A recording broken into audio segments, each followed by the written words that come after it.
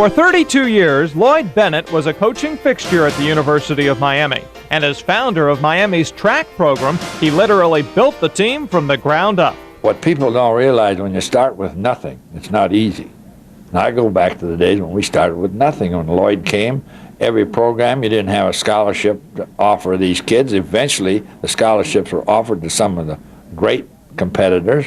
But when you start a program without facilities and all that, it's a little difficult. Bennett coached the track team for 13 years. One of his star pupils, Earl Wellbaum. Coach Bennett was, I think, the father of track here at the University of Miami. When I came here, we were all training over at the old cardboard university down in the basement with chicken wire separating the locker rooms, and you'd run down the street to quarterback's field and train down there.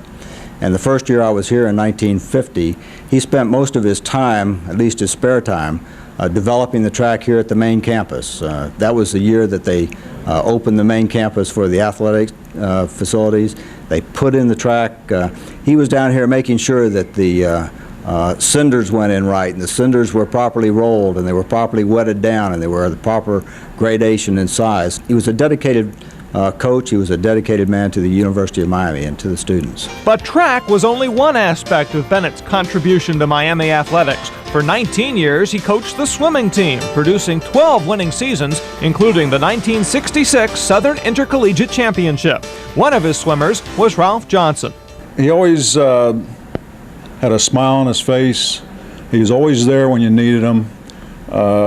He pushed you, but you didn't mind it. He did it in a manner such that it could just make you work hard all the time. He didn't only recognize the fact that athletes were out here to train and win track meets, but he recognized the need for college education. He encouraged it.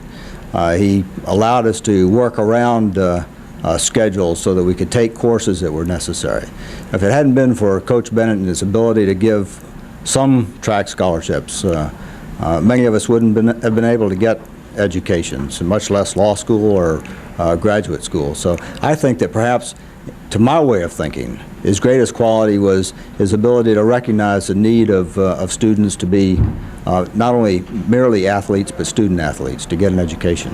Lloyd Bennett passed away in 1976, but let there be no doubt, his commitment to excellence lives on at the University of Miami.